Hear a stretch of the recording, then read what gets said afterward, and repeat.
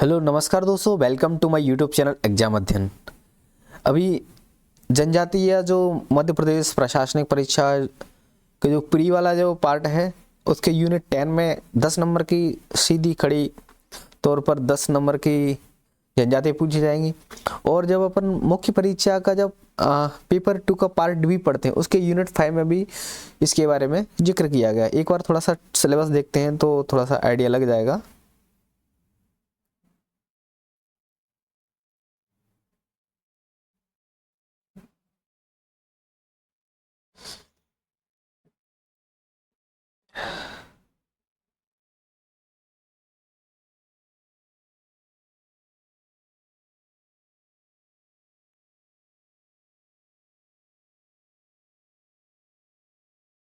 जैसे कि यहाँ पे सिलेबस दिखा रहा हूँ मैं, तो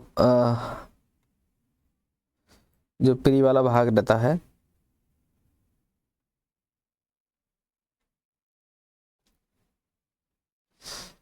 मध्य प्रदेश की जनजातियां, विरासत, लोक संस्कृति एवं लोक साहित्य, यूनिट 10 है। इसमें मध्य प्रदेश में जनजातियों का भौगोलिक विस्तार के बारे में बात की जाती है और जनजातियों से संबंधित जो संवैधानिक प्रावधान है उनके बारे में बात की जाती है। और मध्य प्रदेश की प्रमुख जनजातियां, ऐसे विशेष पिछड़ी जनजातियां और घुमंतू जातियों के बारे में बात की जाती है। और जनजातियों के कल्याण के लिए कौन कौन सी योजनाएं हैं उनके बारे में बात की जाती है। और मध्य प्रदेश में जनजातीय संस्कृति, परंपराएं, विशिष्ट कलाएं, त्योहार, उत्सव, भाषा, बोली और साहित्य। और मध्य प्रदेश की जनजातियों का भारत की स्वतंत्रता आंदोलन में योगदान कहा रहा है। और राज्य की प्रमुख जनजाति व्यक्तित्व कौन कौन से हैं, मध्य प्रदेश में जनजातियों से संबंधित प्रमुख संस्थान कौन कौन से हैं, संग्रहालय कौन से हैं और प्रकाशन कौन कौन से हैं, और लोक संस्कृति लोक साहित्य कौन कौन से हैं। ये सारी डायमेंशन यहाँ पे प्रॉपर तरीका से कवर होगी। 10 से 15 दिन लगेगा, बहुत अच्छे से यूनिट 10 कवर हो जाएगा। और मैं बात करता हूँ यहाँ पर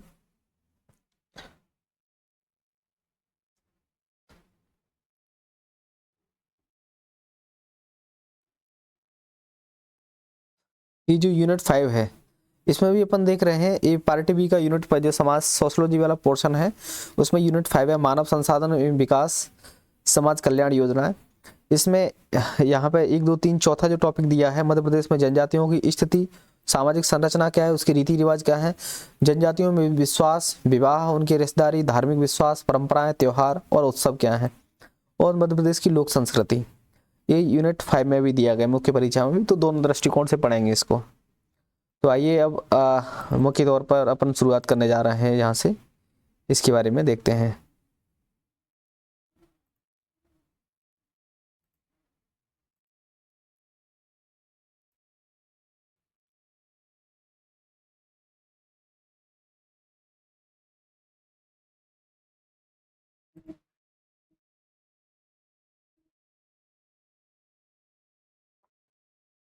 स्टार्टिंग करते हैं यहाँ से, कुल जनजाति से शुरुआत कर रहे हैं अपन। देखो इसका जो परिचय के बारे में बात करें तो तीसरी सबसे बड़ी मध्य प्रदेश की जनजाति है, कौन सी? कोल जनजाति। और ऑस्ट्रिक परिवार की जनजाति है। मैक्स मूलर जो होते हैं एक शोधकर्ता वगैरह होते हैं या इस पे विशेषज्ञ होते हैं जो इन पे रिसर्च वगैरह कर रहे हैं जनजातियों पे, तो मैक्स मूलर ने जो कोल या कोलेरियन कहा है इनको। देखो सबसे बड़ा पहला पॉइंट क्या होगा, तीसरी बड़ी जनजाति है, ऑस्ट्रिक परिवार की जनजाति है। मैक्स मूलर ने इनको कोल या कोलेरियन परिवार की कहा है। जो नृतत्व शास्त्री होते हैं या समाज शास्त्री होते हैं, उन्होंने मुंडा समूह के लिए बोला है इनको कि आग्नेय ऑस्ट्रिक या कोलेरियन नाम दिया है इनको। इनका मूल स्थान के बारे में बात करें तो कई बार यहाँ से डायरेक्ट पूछ लेते कुल जनजाति का मूल निवास क्या है। तो कुल जनजाति जो रहती है अपने आप को ये बोलते हैं कि हम रीवा रियासत के स्वामी हुआ करते थे, ठीक है, तो वहाँ के उनके पूर्वज हैं रीवा रियासत के। और मध्य प्रदेश के जो कोल हैं अपना मूल निवास रीवा जिले के फरिंदा गांव को बोलते हैं, कौन सा? फरिंदा।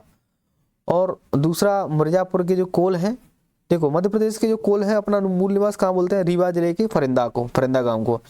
और मिर्जापुर के जो कोल हैं अपना मूल निवास किसको बोलते हैं? रीवा राज्य के बर्दी राजा क्षेत्र के कुराली गांव को मिलते हैं। ऑलमोस्ट है तो मतलब रीवा जिला के आसपास ही काम मतलब बात की जा रही है। चाहे मध्य प्रदेश के कोल हो वो रीवा जिले के फरिंदा बोल रहे हैं, और मिर्जापुर के जो कोल हैं वो भी रीवा राज्य के बर्दी राजा के कुराली गांव को ही बोल रहे हैं। तो यहाँ पर अपन ने कौन सी फैक्ट पढ़ी, सबसे पहले तो बात करी कि तीसरी बड़ी जनजाति है वही ऑस्ट्रिक परिवार की जनजाति है। मैक्स मूलर इनको कोल या कोलेरियन कहता है।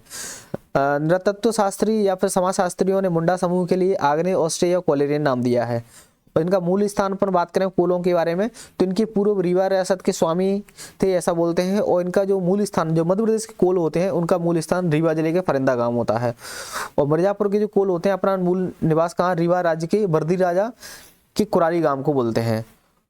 अब बात करते हैं कोल मध्य प्रदेश के जो विंध्य और कैमूर श्रेणी ऑलमोस्ट ये वाला जो भाग होता है सतना रीवा वगैरह, ठीक है, विंध्य वाला क्षेत्र होता है। तो कोल मध्य प्रदेश के विंध्य कैमूर श्रेणियों के मूल निवासी भी हैं।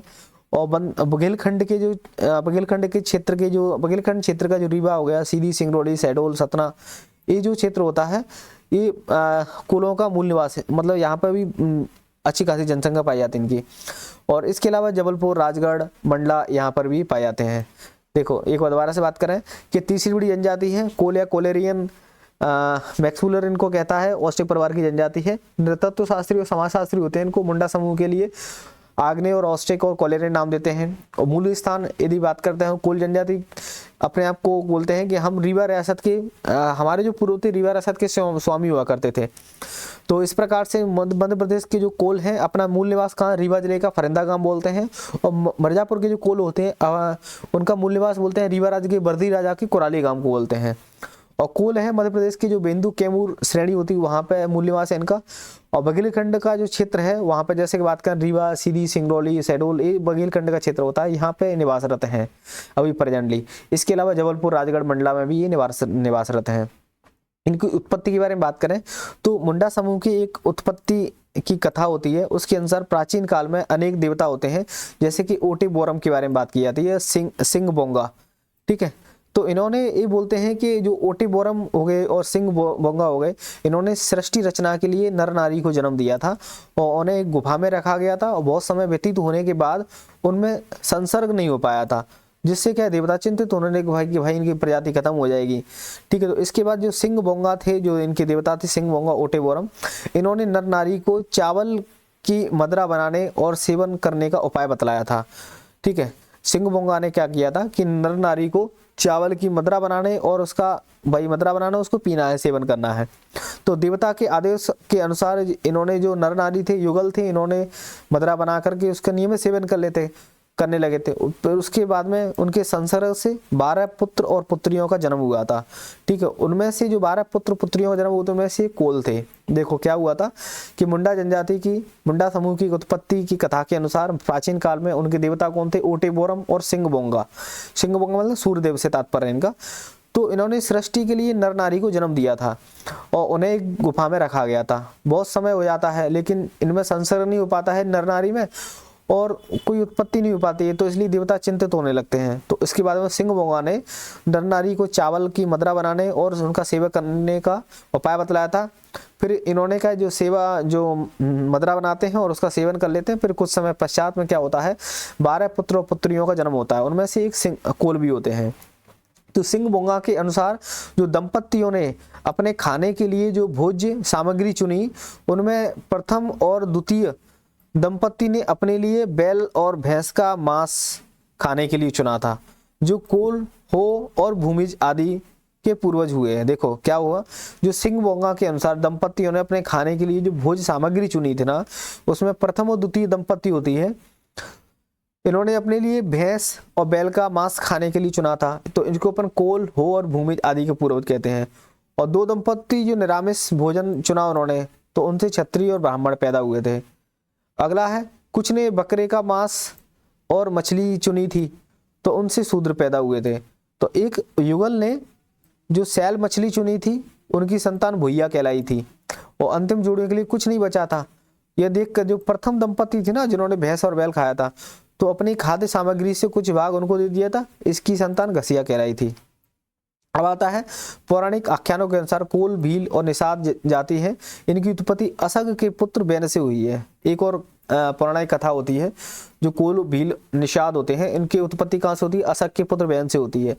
तो विष्णु पुराण और हरिवंश पुराण और अग्नि पुराण और मत्स्य पुराण में कोलों का उल्लेख है कि जिसके आधार पर कोल सोमवंश के राजा गंधार के पुत्र कुल को अपना क्या माने वंशज मानते हैं। क्या बोला है, जो विष्णु पुराण, हरिवंश पुराण और अग्नि पुराण और मत्स्य पुराण में कुलों का जो उल्लेख मिलता है, उसके आधार पर जो कुल होते हैं, जो सोमवंश के राजा गंधार होते हैं, उसको कुल का अपना वंशज मानते हैं। जो कोल, मुंडा और सबर जो भूमिज होते हैं जनजाति, ये अपने पूर्वजों की उत्पत्ति भूमि से मानते हैं। कुल रामायण कालीन जो सबरी होती है, ठीक है, उनको उनसे भी अपना संबंध जोड़ते हैं और कोल अपने आप को सबरी की संतान भी मानते हैं। तो पुराणों की कथा के अनुसार जो प्राचीन काल में अष्टवक्र नाम का जो एक मुनि होते हैं, उन्होंने एक कामधेनु नाम की गाय पाल रखी थी, और जो कामधेनु नाम की जो गाय होती है, मुनि की सभी आवश्यक वस्तुओं की पूर्ति करती थी। और मुनि का जीवन बहुत अच्छे से सुखमय से चल रहा होता है। उनकी सुख सुविधा देख करके अन्य मुनि उससे ईर्ष्या करते थे। कौन से, जो कामधेनु वाले जो ऋषि थे अष्टवक्र, इनसे उनका बढ़िया मस्त जीवन चल रहा होता है, तो औरों को दिक्कत हुई। वही हकीकत है कि भाई जो खाता पीता उससे जलन होती लोगों को। तो यह बात जब इंद्र तक पहुंची, तो इंद्र होते हैं अष्टवक्र मुनि के यहाँ पर आश्रम में पधारते हैं, और मुनि ने कामधेनु की सहायता से इंद्र का आतिथ्य यानी बहुत अच्छे से सत्कार स्वागत करते हैं, और सत्कार से इंद्र प्रसन्न हो जाते हैं, और उन्होंने अपने लिए कामधेनु की मांग कर ली थी। साथ ही इंद्र ने मुनि जो इंद्र होता है, उसने इस जो अष्टवक्र नाम का जो मुनि था उसको चेतावनी दे दी कि यदि मुनि की सहायता से गाय देने के लिए तैयार नहीं होगी तो वो जबरदस्ती अपने साथ गाय को ले जाएंगे। इंद्र की बात सुनकर के मुनि काफी, भाई इंद्र पावरफुल होता है, ठीक है, तो इंद्र का सामना नहीं कर सकता वो। तो मुनि की इस उलझन को कामधेनु समझ गई थी, और उसने सिर ला करके कह दिया था कि भाई चिंता मत करो, मैं बैठी हूँ। उसने गाय ने मुनि को इशारा कर दिया था। तो इंद्र से डरे नहीं वो, और जो भी आपत्ति आएगी वो जो गाय है कामधेनु है वो अपने आप निपटा लेगी। तो मुनि ने कामधेनु देने से इनकार कर दिया। इस पर मुनि और इंद्र के मध्य में एक युद्ध हो जाता है। तो इस युद्ध में कामधेनु ने मुनि की मदद की। उसने अपना सिर लेकर के जो दीवार धरती होती है उसमें बहुत जोर से मार दिया था, तो जिससे धरती फट जाती है, और जिसमें से कई नर नारी है ना मारो काटो की आवाज लेकर लगे, मारो काटो ऐसी आवाज लेकर के उसमें से निकलने लगते हैं। तो किसी के हाथ में उसमें तीर धनुष होता है, किसी के हाथ में तलवार भाला, ऐसे मतलब हथियार होते हैं, तीर धाला वगैरह, ठीक है, बर्छा, कुदाल, फावड़ा, सावर वगैरह। तो इस पर और सभी लोग इंद्र पर टूट पड़ते हैं, और इंद्र इनका मुकाबला नहीं कर सकता और भाग खड़ा होता है। तो यही नर नारी आगे जाकर के कोल, मुंडा, सवर, भूमिज इनके पूर्वज कहलाते थे। तो इस टाइप से कहानियां हैं, मतलब कि कैसे इसकी उत्पत्ति होती है। तो अब मुख्य तौर पर अपन यहाँ पे आते हैं कि इसका जो नामकरण है, कोल या मुंडा अपनी बोली में अपने सदस्य होते हैं इनको हर, हो तथा कोरो कहते हैं। इंपॉर्टेंट है कि कोल अपने आप को जो अपनी बोली में अपने सदस्यों को क्या कहते हैं, हर, हो तथा कोरो कहते हैं, जिसका इन जो मतलब होता है तो मानव होता है। और जो आर्य भाषा भाषी होते हैं, इन्होंने जब खोर या कोरो शब्द को सुना तो इसी कोरो को क्या होता, मतलब वही अपभ्रंश होकर के बोल जाता ना, कोरो से कोल हो गया शब्द, ऐसे है ना। अपन अपभ्रंश वगैरह पढ़ते हैं जब हिंदी की उत्पत्ति देखते हैं, संस्कृत, पाली, प्राकृत, अपभ्रंश, अवहट है ना, प्राचीन, मध्यकालीन। तो इस टाइप से जो आर्य भाषा भाषी वाले लोग होते हैं, जैसे सिंधु को हिंदू बोलने लगे थे, ठीक है। तो इस टाइप से जो आर्य भाषा भाषी होते हैं, उन्होंने होर या कोरो शब्द है उसको सुना तो इसको कोल या कोलो या कोल कहने लगे थे। संस्कृत में कोल का मतलब होता है सूकर, ठीक है। और एक अन्य मान्यता के अनुसार कोल शब्द कूल से बना है, जिसका मतलब होता है किनारा। अपन पर्यायवाची जब देखते हैं, कूल मतलब किनारा होता है। जो जातियां पर्वत या जो नदियां होती हैं उनके किनारे बसी हैं, उनको कोल कह रहे होते हैं। और गार्गी संहिता में कुल दैत्य का उल्लेख भी मिलता है। देखो दोबारा से देखते हैं नामकरण के बारे में। कुल या मुंडा जनजाति होती है, अपनी बोली में अपने सदस्यों को हर, हो तथा कोरो कहती है, ठीक है। इसका मतलब मानव होता है। जो आर्य भाषा भाषाई लोग होते हैं, वो जब होर या कोरो शब्द का सुना था उन्होंने, तो इसको धीरे धीरे क्या प्रोनाउंसिएशन कोलो या कोल कहने लगते हैं। और संस्कृत में कोल का मतलब क्या होता है, सूकर होता है। एक अन्य मान्यता के अनुसार कोल शब्द कूल से बना होता है। कूल का मतलब उनको पता किनारा होता है। किनारा से तात्पर्य जो जनजातियां पर्वत या नदियों के किनारे पे बसी होती है उनको कोल कहते हैं। गार्गी संहिता में इसका उल्लेख मिलता है। इनको कोल दैत्य का उल्लेख है अपने पास। ठीक है। अगला बात करते हैं माता सबरी होती है उसकी जयंती के बारे में। देखो फाल्गुन का महीना होता है, फागुन का महीना, उसकी जो कृष्ण पक्ष की सप्तमी होती है, फागुन की कृष्ण पक्ष की सप्तमी यानी होली के बाद में, होली जलाने के बाद में, ठीक है। तो इस होली के एक महीने के बाद जो मंथ रहता है ना, ऐसे पूर्णिमा को होली होती है, उस मंथ को फागुन कहते हैं। तो जब शुरुआत होती है फागुन महीना की, तो उसको कृष्ण पक्ष में ही शुरुआत होती है, तो उसका जो सातम होती है, सप्तमी होती है, तो इस उत्सव को कोल जनजाति का कुंभ माना जाता है। देखो क्या कहा है, फागुन माह की कृष्ण पक्ष की सप्तमी इस होती है, उस उत्सव को जो कोल जनजाति का कुंभ माना जाता है।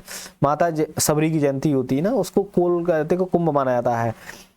तो 24 फरवरी 2023 की बात है, ये घटना है अभी और करंट वाली न्यूज है। 24 फरवरी 2023 को माता सबरी जयंती के अवसर पर मध्य प्रदेश सरकार ने जो सतना जिले में कोल जनजाति कुंभ महाकुंभ का आयोजन भी किया था। देखो क्या बात कर रहे हैं, मध्य प्रदेश सरकार ने 24 फरवरी 2023 को माता सबरी जयंती के अवसर पर सतना जिले में कोल जनजाति का महाकुंभ का आयोजन किया था। और अभी अपन बात कर रहे हैं जो फागुन का महीना होता है, ऑलमोस्ट इसी टाइम पर होता है, कृष्ण पक्ष की सप्तमी को यहाँ पर कोल जनजाति जो उत्सव मनाती, जयंती मनाती माता सबरी को, उसको कुंभ कहते हैं। ठीक है। शारीरिक विशेषताओं के बारे में बात करें तो इनका रंग काला होता है, कद मध्यम होता है, होंठ मोटे होते हैं, माथा उभरा होता है, बाल काले होते हैं। प्रजाति अपन ने देखी पोरोटो, ऑस्ट्रेलियट, कोलेरियन, मुंडा, इनसे समूह से है। सामाजिक व्यवस्था बहुत इंपॉर्टेंट है, यहाँ से अपन देखते हैं। इनकी उपजातियों के बारे में देखें, सामाजिक संगठन, आवास, वस्त्र भूषण, आभूषण, भोजन, संस्कार कैसे इनके है ना, संस्कारों में जन्म के बारे में, विवाह के बारे में, मृत्यु के बारे में देखेंगे। तो सबसे पहले उपजातियां, इनकी जो 22 उपजातियां मानी जाती हैं। जैसे कि बात करें अपन ठकुरिया, ठकुरिया मतलब कुबरी की संतान कहते हैं इनको। रावटिया सबरी की संतान कहते हैं इनको। बसिया श्रमिक कोल होते हैं। दिसहा या देशहा रीवा की कोल कहते हैं इनको। रौतिया रौतेले ये रक्त से मिलकर बना होता है जो एक राजकुमार था। कागवारिया, कागवारिया मतलब देखो कुंवार में पूर्वजों की पूजा करने वाले, अपन देखते हैं कुंवार का महीना जो पितरों का महीना होता है ना, उस टाइम पे अपन जो कौआ होते हैं ना, कौआ ने अपन भोजन रखते हैं, मतलब ऐसे जो जी पत्ता नहीं होता बाकी सेम के पत्ता है गए, और क्या कहते हैं जो बाकी पत्ता होते हैं तुरैयन के, तो बिन पे खीरी वगैरह पूड़ी वगैरह दे देते हैं, तो वासे का होता है जो कौआ ने खा जाता है। तो कागवरिया वंश से संबंधित है। कागवरिया में कुंवार के महीना में पूर्वजों की पूजा करने वाले कोल होते हैं। गढ़वारिया जो जबलपुर के निकट जो गड़ाहा होता है, गड़ा मंडला, तो वहां पर के स्थान पे जो गड़ा नाम के स्थान के जो कोल उनको गढ़वारिया कहते हैं। कथरिया, कुड़हा, ठकुरिया, कठौतिया, रौतिया, खंगार, कठौतिया, कबीरहा और रौतेले, चेतहा, नरसिया, मवाशी, बिंज और खरवार और रैतुआ है ना, रावत, खैरिया, मड़नाहा, लोनिया, ठीक है, और कुंदहा, दशहरा, कुमर, बंदी, चेवाहा, करपाइया, बढ़गैया। देखो इंपॉर्टेंट इसमें बात करना है, रावटिया बहुत इंपॉर्टेंट है, जो सबरी की संतान, ठकुरिया होते हैं जो कुबरी की संतान होते हैं, बसिया होते हैं श्रमिक कोल, दिशहा रीवा की कोल, रौतिया और रौतेले होते हैं ना, रक्त से मिलकर बना होता है, जब ये राजकुमार होते हैं एक टाइप से ना, जो कि कागवरिया कुमार में जो पूर्वजों की पूजा करते हैं। गढ़वारिया जबलपुर के निकट जो गढ़हा होते हैं वहाँ के होते हैं। ठीक है। कथरिया, कुड़हा, रोतेले, चेतहा, तो इस टाइप से इनको याद करना। देखो दोबारा से देखें, ठकुरिया, रावटिया, बसिया, देशहा, गढ़वारिया, कठवारिया, कथरिया है ना, बिंज और खरवार है ना, दशहरा, कुमर, ठीक है, करपाइया और बढ़गरिया। तो इस टाइप से ये इनकी उपजातियां होती हैं। क्योंकि पिछली बार ऐसे क्वेश्चन पूछा गया था, गौड़ जनजाति की उपजान दिया, ठीक है, तो ये बहुत इंपॉर्टेंट हो जाता है, तो इनको उपजातियों को पढ़ना बहुत जरूरी है। आगे देखते हैं इनके सामाजिक संगठन। देखो मुकद्दम के बारे में बात करें, मुकद्दम जो होता है, इनकी जो पंचायत इनको गोहिया कहते हैं। ठीक है। पंचायत का क्या नाम है, ऐसे कि मैयारी होती है, कोरकू जनजाति की जो पंचायत होती है उसको मैयारी कहते हैं। ठीक है। ऐसे ही इनकी जो कोलों की जो पंचायत है उसको गोहिया कहते हैं, और इसका जो प्रमुख होता है उसको मुकद्दम कहते हैं। कहीं कहीं इसको चौधरी भी कहते हैं, महतो भी कहते हैं, गोटिया भी कहते हैं। ठीक है। मुख्यतः अपन मुकद्दम याद रखना है, और इनकी पंचायत को गोहिया कह रहे हैं, और गोहिया का जो प्रमुख होता है उसको मुकद्दम, चौधरी, महतो, गोटिया कहते हैं। ये क्या होता है, सर्वोच्च प्रशासनिक अधिकारी होता है और सामाजिक कार्यों में इसकी अहम भूमिका होती है। मुखिया की आज्ञा के बिना ना तो कोई पूजा हो सकती है, ना ही कोई त्योहार मनाया जाता है। ठीक है, देखो इंपॉर्टेंट है, इनका जो मुकद्दम होता है इसको चौधरी, महतो, गोटिया, ये जो सर्वोच्च प्रशासनिक अधिकारी बात कर सकते हैं, या फिर सर्वोच्च सार्वजनिक कार्यों में अहम भूमिका होती है। इसके बिना ना तो कोई पूजा होती है, ना कोई त्योहार होता है। ठीक है, इनकी जो पंचायत होती है इसको गोइया कहते हैं। दूसरा होता है बरुआ। देखो ये जो धार्मिक नेता होता है, देवी देवताओं के इसमें भाव आते हैं, जैसे हिलते हैं अपने यहाँ पे, आएगो परमेश्वर आएगो ऐसा बोलते हैं ना, तो इसलिए सभी कोल इसका सम्मान भी करते हैं, और समस्या जब होती है तो सलाह मशवरा इससे बरुआ से लेते हैं। देखो बहुत इंपॉर्टेंट बात है, जैसे कि अपन बात करें कहाँ पे, गोड़न में, तो गोड़न में जाते हैं तो अपन ओझा होता है, ओझा तांत्रिक झाड़ फूंक और प्रधान होता है, इनका धार्मिक नेता टाइप से कार्य करता है। तो इसी प्रकार से जो कोल होता है, कोल इसमें बरुआ का बहुत महत्वपूर्ण भूमिका होती है धार्मिक तौर पर। ठीक है, इसको देव बाहर वगैरह आते हैं, लोग इसका सम्मान करते हैं, और जो सलाह मशवरा कोई समस्या होती है तो बरुआ से ही लेते हैं। तो मुकद्दमा बरुआ अपन ने पढ़ा। आगे जाके भुइयार के बारे में देखें। देखो कोलों में जो बरुआ के बाद में जो दूसरा धार्मिक तौर पर पद होता है वो भुइयार का होता है। ये क्या होता है, जड़ी बूटी, तंत्र मंत्र, झाड़ फूंक, पूजा पाठ आदि कार्य कराते हैं। इसको ओझा, पंडा, देवार भी कहते हैं। अपन ने ओझा वहां भी पढ़ा है, कहाँ पे, गौड़ों में। गौड़ों में भी ओझा होता है जो यही काम करता है। ठीक है, झाड़ फूंक वगैरह वाले, तंत्र मंत्र वाले। तो यहाँ पे जड़ी बूटी, तंत्र मंत्र, झाड़ फूंक, पूजा पाठ आदि का कार्य करने वाला भुइयार होता है, जिसका जो स्थान होता है, पद होता है, वो बरुआ के बाद में दूसरा महत्वपूर्ण पद होता है। कहीं कहीं जो शादी विवाह करवाने में भी पंडित के कार्यों का निर्वहन भुइयार ही करता है। न्यूतिया, देखो न्यूतिया नाम से पता, नौता देने वाला। ठीक है, अपने यहाँ बोलते हैं भिंड बनाना, कहिए नौता खाए जा रहे हैं, नौता दे आओ। ठीक है, तो वही नौता देने वाला न्यूतिया हो जाता है। तो जन्म हो गया, छठी हो गई, बारहवीं हो गई, ठीक है, और शादी हो गई, अन्य सबके अवसर पर जो कुटुंब और रिश्तेदार वगैरह होते हैं, परिवार होता है, गांव के लोग होते हैं, बिन्ने दी नौता वगैरह देनो है, निमंत्रण देनो है, तो जी काम कौ करेगा, नीतु यही करेगा, न्यूतिया। ठीक है, देखो एक बार दोबारा 4 लोगों के बारे में पढ़ा अपन ने। सबसे पहले अपन मुकद्दम के बारे में देख रहे हैं। देखो मुकद्दम, ऐसे जो कॉलोनी की जो पंचायत होती है, बातें क्या कहते हैं अपन, गोइया कहते हैं। ठीक है, गोइया कहते हैं। और जाकर जो प्रमुख होता है, बातें कहते हैं मुकद्दम, चौधरी, महतो और गोटिया। ठीक है, जिका होता है सर्वोच्च अधिकारी होता है, और सार्वजनिक कार्य में अपनी भूमिका बहुत निभाता है। जाके बिना ना तो कोई पूजा पाठ होता है और ना कोई त्योहार मना सकता है। दूसरा होता है बरुआ। देखो बरुआ धार्मिक नेता होता है, सबसे प्रमुख नेता होता है धार्मिक।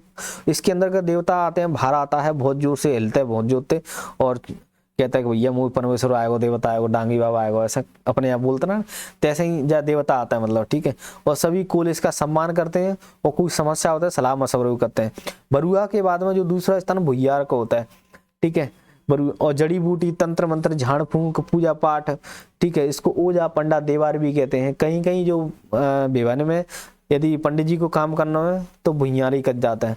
और नीतियाँ भाई नौता देवे को काम करता है, जन्म हो गया, छठी हो गया, को ऐसे 12वीं 13वीं होती ना, तो जैसे अब सन्न पे कुटुंब बने में और रिश्तेदार परिवार में गांव के लोग नौता वगैरह देना हो तो नीतिया ही करते हैं। 4 लोग अपन ने पढ़े संगठन में। सबसे पहले अपन ने देखो इनकी पंचायत को गोइया कहते हैं, यहाँ का मुकद्दम। ठीक है, मुकद्दम वगैरह होता है, जो मुख्य आदमी होता है, गोटिया भी कहते हैं इसको। ठीक है, दूसरा नंबर का होता है बरुआ, जो कि धार्मिक में सबसे मेन होता है। और फिर होता है भुइयार, दूसरे नंबर का धार्मिक तौर पर होता है, जो जड़ी बूटी और तंत्र मंत्र, झाड़ फूंक ये सारे काम करता है। विवाह के टाइम पर विवाह भी पढ़ लेता है, कभी कभी पंडित का काम ही कर लेता है। नुतिया होता है, नौता देने का काम करता है, कभी कभी अपने नाई का काम करते हैं। ठीक है, ये लोग जो रहते हैं ना, मतलब ऐसे नौता देने का काम, तो सेम काम नुतिया भी काम करता है। अब गांव में आवास के बारे में बात करें तो कोलों के घर प्राय मिट्टी, घास फूस के बने होते हैं, जिसे मड़िया या मड़ैया, अपने यहाँ बोलते ना मड़ैया, झोंपड़ी हैगी। ठीक है, तो मिट्टी घास फूस के जो बने होते हैं ना, वही सेम चीज जिनके यहाँ पे भी जो कोलन के घर होते हैं, कैसे भाई गरीब गरबा होते हैं बेचारे। ठीक है, तो मिट्टी घास फूस के घर बने होते हैं, जिन्हें मड़िया झोंपड़ियाँ भी कहते हैं। कोल अधिकांश अपने गाँव या खुले स्थानों पर बसते हैं, तो इन गाँवों को टोला भी कहते हैं। कोलिन भाई टोला के इनका घर है, कोल बस रहे हैं, इसलिए कोलिन टोला कह रहे हैं इनको। और जिन क्षेत्रों में या गांवों में कोलों की आबादी घनी होती है इसको कोलान कहते हैं। देखो का पड़ापन है गांव आवास में, इनके घर कैसे मिट्टी घास फूस से बने होते हैं, इनको मड़ैया या फिर झोंपड़ी कह रहे हैं। ठीक है, जहाँ पर खुले स्थान वगैरह गांव वगैरह होते हैं इनको अपन कोलिन टोला कहते हैं। और जो गांव वगैरह क्षेत्र होते हैं ना, घनी आबादी हो रही है, वहाँ पे कोलन कहते हैं। खान पान के बारे में बात करें, शाकाहारी मांसाहारी दोनों होते हैं। जो गरीब कोल होते हैं मुख्यतः कोदई भाजी खाते हैं और पर्व त्योहार पर सुआरी या पूरी बनाते हैं। ठीक है, पूरी मतलब उसको सुआरी कहते हैं। इनका प्रिय पदार्थ जो होता है महुआ की मदिरा होती है, मदायन कहते हैं इसको। देखो इंपॉर्टेंट है, गरीब कोल कोदई भाजी खाते हैं जो पर्व त्योहार पर सुआरी या पूरी बनाते हैं, और प्रिय पदार्थ इनका महुआ की मदिरा होती है, मदायन कहते हैं इसको। वस्त्र आभूषण के बारे में बात करें, जो पुरुष होते हैं पंचा धोती, अपने गांव में बाबा पैतरान है पंचा धोती पंचा पहन लेते हैं। सेम चीज जीव पहन लेते हैं भाई, पंचा धोती कुत्ता वगैरह पहन लेते हैं और मुंड पे लेके सिर पे साफा बांध लेते हैं। महिला होती है धोती बांडी पहन देती हैं। ठीक है, जैसे कछा लेते ना भाई बिटिया, तो वैसे ही महिला भी पहन लेती हैं। और किशोरवतियाँ होती है रंग बिरंगी साड़ियाँ पहन लेते भैया, नई भाई बेटियाँ तो भाई थोड़ी सी बढ़िया लगे हुए खिलाने जो पहन लेते हैं। आभूषण में कान में ढार फूल होते हैं, जो फूल होते हैं कान में बिंदी ढारू कहते हैं अपने जीव कह लेते हैं। और नाक में जो पुलिया नथुनी होती है ना, और गले में सूता कंठी, और भुजा में बहुटा पहन लेते हैं। तो ज़्यादा इंपॉर्टेंट नाम है। जन्म संस्कार ज़्यादा ये इंपॉर्टेंट है, जहाँ पर ध्यान दे लेते हैं। जो लड़का को जन्म होता है वह बढ़िया मानते हैं, शुभ मानते हैं। और जो प्रसव होता है, जैसे कोई महिला है जो गर्भवती है, जब किसी बच्चे को जन्म दे रही होती है, इसको जनना कहते हैं। अपनी जन्म वो कह रहे भैया फलाने मोड़ी है भाई बिटिया जन्म हो मतलब ऐसा कुछ। तो स्त्री की प्रसव क्रिया जो कोठे या निवास पर जो करती है भाई बिटिया, वो आती है ना अपने यहाँ पे, जो बढ़िया सियानी होती है ना बातें, अपन सोबरिया कहते हैं। ठीक है, सोबरिया घर कहते हैं। बढ़िया में संपन्न होती है जिसे सोबरिया घर कहते हैं। जहाँ पर मतलब प्रसव होता है उसको सोबरिया घर कहते हैं। ठीक है, प्रसव के दौरान दर्द ज्यादा होने पर मदायन यानी शराब पिला देते हैं। और शिशु जन्म के जो तीसरा दिन होता है ना बच्चे का, जब पैदा हो जाता है, तो प्रसविनी होती है। ठीक है, जिसको ऐसे जो माता होती है उसको शारीरिक शक्ति प्रदान करने के लिए दूध में पीपल की जड़ी मिला करके इसको वो दूध पिला देते हैं तीसरे दिन। अब आता है बहरवा। 12वां दिन होता है ना, शिशु के 12वें दिन जो रिश्तेदार कुटुंब वगैरह आमंत्रित किए जाते हैं, इसमें शुद्धिकरण व बच्चे को नामकरण किया जाता है। मुंडन संस्कार में बात करें, शिशु का जो तीसरा वर्ष होता है उस टाइम पर राम नवमी या बसंत पंचमी का दिन होता है। उसके आसपास जो देव स्थल पर जाकर के मुंडन संस्कार किया जाता है। देखो कौन सा तीसरा वर्ष होता है ना बच्चे का, उस टाइम पे मुंडन संस्कार किया जाता है। जो 12वां दिन होता है बच्चे का, उस टाइम पे उसका शुद्धिकरण किया जाता है। ठीक है, नहाया जाता है, उसका नामकरण किया जाता है। यहाँ पर जन्म संस्कारों द्वारा देख रहे हैं। देखो लड़के का जन्म बहुत अच्छा मानते हैं, शुभ मानते हैं। जो जन्म हो रहा होता है प्रसव को जनना कहते हैं। और जहाँ पर जब बच्चे का जन्म होता है जिस घर में, ठीक है, निवास की मड़िया होती है, वहाँ पे अपन सोबरिया घर कहते हैं, इसको स्वर को घर कहते हैं, सीधी सोबरिया घर। ठीक है, और प्रसव के दौरान ज्यादा दर्द होता है तो उस टाइम पे दारू पिला देते हैं, मदायन पिला देते हैं। तो तीसरा जन्म होता है शिशु जन्म का, उसको प्रसवनी को शारीरिक शक्ति प्रदान करने के लिए भाई कमजोरी तो हो जाती है, तो पीपल की जड़ी मिला करके उसको पिला देते हैं। 12वां दिन होता है, उसको बच्चे को नामकरण करते हैं, शुद्धिकरण करते हैं। और मुंडन संस्कार 3 वर्ष के बाद में किया जाता है किसी देव स्थल पर जाकर के। अगला होता है अपने यहाँ भी करते हैं सेम चीजें भाई, हमारे यहाँ सिद्ध बाबा पर ऐसे जा भगवान मंदिर पर जाकर के अपन मुंडन करवा देते हैं। कुल जनजाति में मृत्यु के बाद शिव सब को होता है, जो सब होता है उसको जलाने दफनाने तथा जल दाग देने की प्रथा होती है। तीनों टाइम या जला भी सकते हैं या मिट्टी में गाड़ सकते हैं, या फिर जो नदी वगैरह होती है वहां पे अपन जल दाग भी दे सकते हैं। और बच्चे या कम उम्र के जो अविवाहित होते हैं, कुंवारे मोड़ा मोड़ी होते हैं, इनकी मृत्यु हो जाती है तो इनको दफनाया जाता है। और जो बड़े और स्त्री पुरुष विवाहित होते हैं, जो विवाह होते हैं, उनको अग्निदान किया जाता है। स्त्रियों की मृत्यु होने पर शव यात्रा में महिला भी शामिल होती हैं। ठीक है, जो मृतक स्तंभ होता है उसको स्नेही स्तंभ कहते हैं। कोरकुन में क्या कहते हैं, मांडा कहते हैं अपन, है ना, मांडा है ना, मांडो कहते हैं ना। और इनमें क्या कहते हैं, स्नेही स्तंभ कह रहे होते हैं। जैसे कोई अपने देवता पधरातना ना, देवता पधराते ऐसे जिनमें को मतलब कोई व्यक्ति की मृत्यु हो जाती है, स्त्री की मृत्यु होने पर शव यात्रा में महिला भी शामिल, कोई जैसे बड़ो बूढ़ो मर जाते हैं तो बाका करते हैं अपन देवता पधराए देते हैं। तो जिनके यहाँ पे मृतक स्तंभ लगा लेते हैं बाकी याद के लाने, तो इनको स्नेही स्तंभ कहते हैं। ऐसे कोरकुन में जी काम करते हैं तो कोरकुन में बाका कहते हैं अपन मंडो कहते हैं अपन। ठीक है, अगला कह रहे हैं कुल जनजाति में मृतकों की प्रति सम्मान के प्रतीक में, ठीक है, ये सब किया जाता है। ठीक है, सम्मान का प्रतीक है भाई वही कि ताकि पूजा पाठ करते रहे बाद में। दाह संस्कार वाले स्थान पर सरई का जो पेड़ होता है, ठीक है, उससे बना आयताकार स्तंभ है जिसका ऊपरी भाग होता है तिकोना होता है, और इन स्तंभों पर मृतक के निधन की तिथि और विभिन्न आकृतियां उकरी जाती हैं। जो सनेही के बारे में बात कर रहे हैं, मृतक स्तंभ होता है। देखो यदि इसके बारे में लिखने को आता अपन सीधा, एक तो पहले सनई स्तंभ किससे संबंधित है भाई, कोल जनजाति का मृतक स्तंभ है। ठीक है, कोल जनजाति के मृतकों के प्रति सम्मान का प्रतीक होता है। दाह संस्कार वाले स्थान पर सरई का जो पेड़ होता है उससे बना एक आयताकार खंबा लेते हैं, स्तंभ ले लेते हैं और उसका ऊपरी भाग तिकोना बना लेते हैं, और मृतक के निधन की जो तिथि होती है विभिन्न आकृतियों में उकेरी जाती है। अगला विवाह संस्कार के बारे में बात करें अपन तो देखो कोल जनजाति में बहु विवाह की प्रथा पाई जाती है, यानी एक से ज्यादा विवाह कर सकते हैं, और बधु विवाह का प्रचलन नहीं होता है। यानी कि जो विवाह करके आते हैं अपन देखें गौड़ों भीलों में, उसमें क्या बधु विवाह का प्रचलन होता है। तो स्त्री को पुरुष से अधिक महत्व दिया जाता है, सीधा साधा है ना। यह परिवार और समाज जीवन हेतु अनिवार्य संस्कार होता है भाई, विवाह करना बहुत जरूरी होता है। ठीक है, इससे विवाह संबंध जो विवाह का जो संबंध करना होता है माता पिता ही तय करते हैं। उद्देश्य क्या होता है, संतान उत्पत्ति करना है, गृह के कार्य में साझेदारी करना है। सामान्यतः लड़के वाले ही विवाह का प्रस्ताव लेकर के जाते हैं। वर्तमान में विवाह की सारी रस्में हिंदू धर्म के अनुसार होती हैं। देखो सीधा सागा पर सिंपल सा, कोई ज़्यादा इंपॉर्टेंट ज़्यादा मतलब इसमें खास नहीं लिखा हुआ है। तो इसके जो विवाह होते हैं उनके बारे में देख लें। जैसे मंगनी विवाह के बारे में, इसमें मंगनी विवाह में जो भील जनजाति में विवाह देखते हैं अपन, उसी के हिसाब से रहता है। जो लड़के वाले रहते हैं लड़की वाले के यहाँ पे विवाह का प्रस्ताव लेके जाते हैं। यदि बात पक्की जाती है तो लड़की वाले मेहमान के पैर धुलते हैं और उसको गोड़ धोवा कहते हैं। गोड़ तो भाई पैर न अपन गोड़ ही तो कहते हैं। ठीक है, तो मान लो लड़का वाला गया लड़की वाले के विवाह का प्रस्ताव लेके, बात पक्की है कि तो लड़की वाले होते हैं भाई, आज भी लड़की वाले लड़कों वाले पैर धोते हैं। ठीक है, तो बस उनको गुड़ धोना कहते हैं। राजी बाजी नाम से ही पता लग रहा है यहाँ में कि कोल जनजाति में पाई जाने वाली इस विवाह प्रथा में जो युवा लड़का लड़की होते हैं एक दूसरे को पसंद करते हैं, लव मैरिज वगैरह होते हैं ना, लव मैरिज कहते हैं इसको ना। तो अवसर पा करके रिश्तेदार के यहाँ पे भग जाते हैं लोग, और लड़की और लड़का होते हैं ना, उनके परिवार वाले 8 से 15 दिन में ढूंढते हैं कहाँ रहेगी कहाँ ना रहेगी।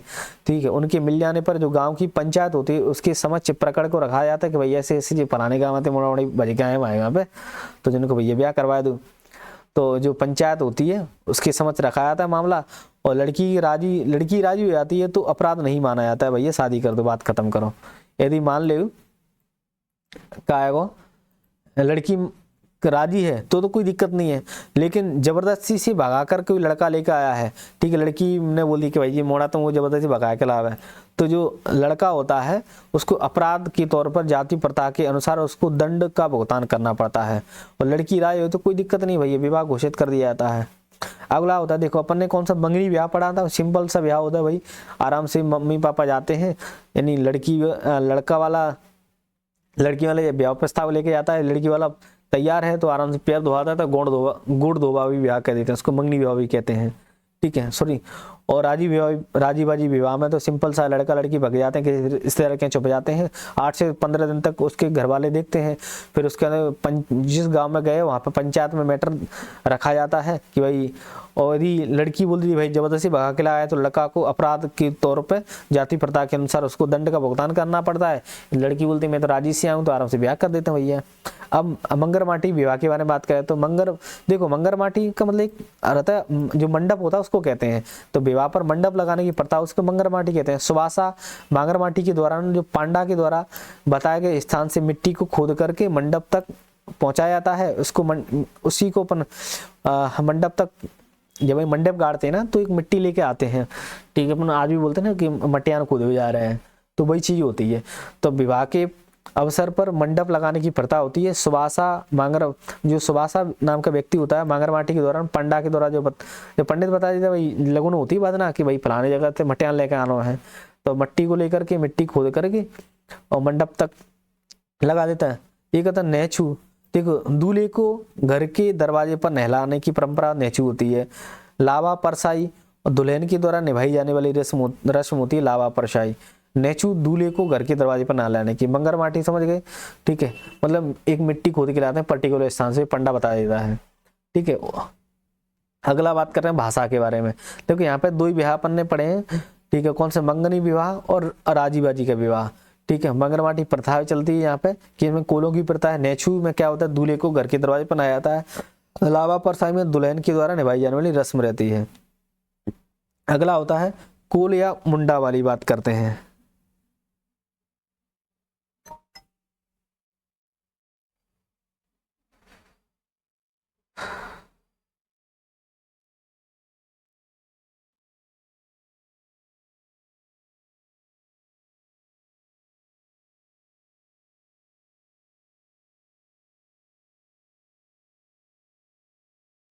भाषा के बारे में बात करें तो मुंडा या कोल जो भाषा होती है वो ये अपने भाषा है, प्राचीन भाषा अपन देखते हैं इधर में मुंडा कोल भाषा ये लोग बोलते हैं।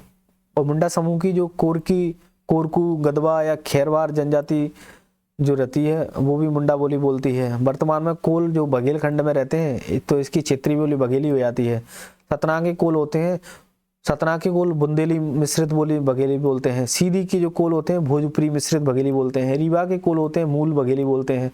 शहडोल मंडला रायगढ़ के जो कोल है छत्तीसगढ़ी की मिश्रित। देखो ये क्षेत्र के हिसाब से सतना मतलब बुंदेलखंड से मिल रहा है तो बुंदेलखंड ही मिश्रित बघेली बोल रहे हैं। सीधी होते हैं जो भोजपुरी से मिश्रित बघेली बोल रहे हैं। रीवा के भाई उसे मूल क्षेत्र बघेलखंड का तो बघेली बोल रहे हैं। शहडोल मंडला रायगढ़ ये कहाँ से छत्तीसगढ़ की सीमा मिल रही है तो छत्तीसगढ़ी मिश्रित बघेली, बघेली जरूर बोल रहे हैं क्योंकि बघेलखंड का क्षेत्र है इनका। धार्मिक व्यवस्था में बात करें तो बहुदेववादी प्रथा है, प्रकृति के पूजक हैं। देखो ऑलमोस्ट सारे जो जनजाति रहते हैं प्रकृति पूजक ही रहते हैं। जीव बात में विश्वास रखते हैं। हिंदू देवताओं तथा गंगा यमुना नदियों की पूजा करते हैं क्योंकि हिंदुओं के प्रभाव में आ गए हैं। फसलों की रक्षा के लिए सूर्य, चंद्रमा, पवन, इंद्र की पूजा करते हैं। जादू टोना विश्वास करते हैं। बीमारियों के इलाज परंपरागत तरीके से करते हैं। ठाकुर देव के बारे में बात करें तो कि इनके जो ग्राम देवता होते हैं, ग्राम के रक्षक होते हैं। गांव की आपदा वगैरह उनको दूर करने के लिए ठाकुर देव का स्थान गांव के बाहर किसी वृक्ष के नीचे रहता है और वृक्ष के ऊपर सफेद ध्वजा फहराई जाती है। बीमारी आने पर गांव के लोग ना ठाकुर देव की पूजा करते हैं। प्रत्येक जो पर्व त्योहार होता है ठाकुर देव की होम धूप दे करके पूजा करते हैं। ठाकुर देव का बहुत बड़ा स्थान है कोलों में भी। और भी अन्य देवता जनजाति पढ़ेंगे तब वहां भी स्थान। बड़का देव के बारे में बात करें, कोलों का विश्वास है कि बड़का देव सभी वस्तुओं में व्याप्त होते हैं, इसलिए इनको महादेव या बड़का देव के रूप में पूजा करते हैं। गाँव की जो पूर्व दिशा होती है उसमें बड़का देव का स्थान होता है। कहाँ पे? पूर्व दिशा में। गांव की जो पूर्व दिशा होती है, ईस्ट डायरेक्शन होती है, वहां पे बड़का देव का स्थान होता है ना। वर्ष में एक बार जरूर बड़का देव का सामूहिक पूजा की जाती है। सब लोग इकट्ठा होते हैं और पूजा करते हैं। सर्वशक्ति संपन्न देव होते हैं और सभी मनोकामनाएं पूर्ण करते हैं। देखो ठाकुर देव के पढ़ा, बड़का देव का। अहिर बाबा के बारे में पढ़ते हैं तो घर के अंदर जो उत्तर जो पश्चिम डायरेक्शन, देखो पूर्व की दिशा में किसके बारे में पूजा करते हैं अपन? बड़का देव का स्थान होता है। लेकिन उत्तर पश्चिम की दिशा में जो घर के एक कोने में चबूतरा बना करके जमीन में मिट्टी की 2 शिवलिंग जैसी आकृतियां बनाकर अहिर बाबा या बाबा इनकी स्थापना की जाती है। नवदुर्गा गांव में इनकी पूजा की जाती है। समझ गए ना? उत्तर पश्चिम दिशा में कोने में जाकर के इनकी स्थापना कर दी अहिर बाबा की, और नवदुर्गा इनकी पूजा की जाती है। घासी घमसान के बारे में, कुलों के एक पूर्वज देवता होते हैं घासी घमसान, इनकी स्मृति में गांव में चबूतरा बना करके स्थापना की जाती है। गांव के बाहर महुआ, नीम हो गया, आम या जो बट का वृक्ष होता है उसके नीचे पश्चिम दिशा में पूजा की। देखो चारों दिशा अपन ने देख ली।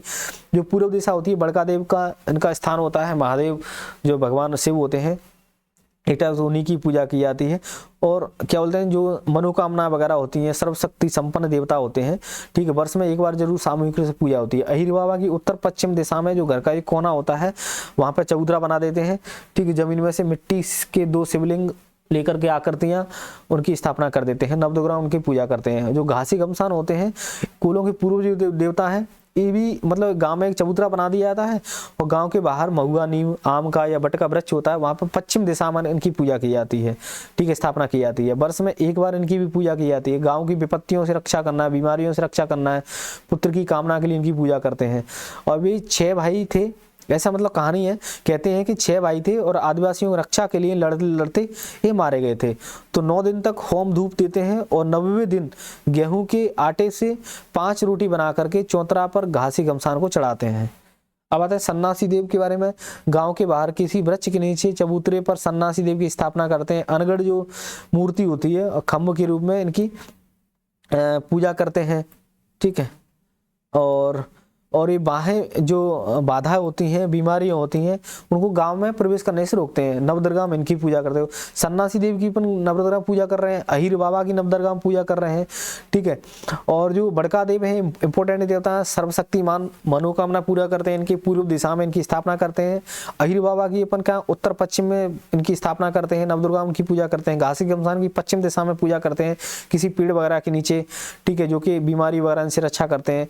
और कहानी इनकी पीछे है कि 6 भाई थे, आदिवासियों की रक्षा करने के लिए लड़ते लड़ते मारे गए थे, ठीक है। और सन्यासी देव के बारे में बात करें, इनकी भी पूजा नवदुर्गा के टाइम पे होती है। ये भी किसी वृक्ष के नीचे, मतलब अनगढ़ मूर्ति या खंभ के रूप में इनकी स्थापना कर दी जाती है, ठीक है। और जो बीमारियां वगैरह रहते गांव में प्रवेश ना कर पाए या बाहें बाधा, तो उनके लिए इनकी ऐसी मान्यता है।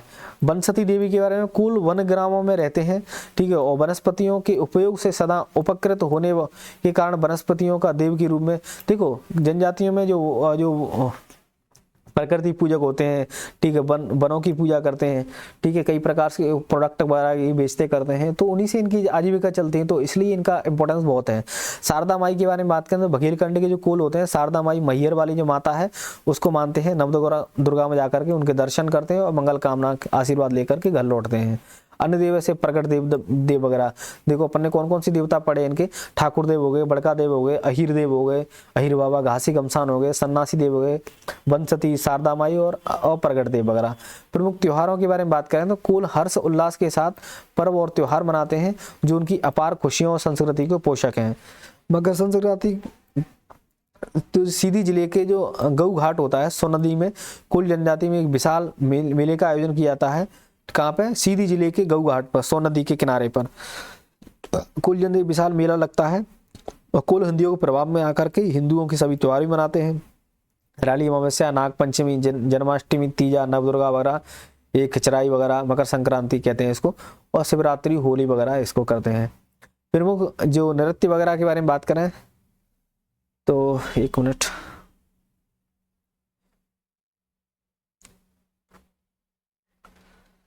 अभी यहाँ तक ही देखते हैं, इसके बाद में अपन और आगे बढ़ाएंगे इसको। Thank you. जय हिंद, जय भारत।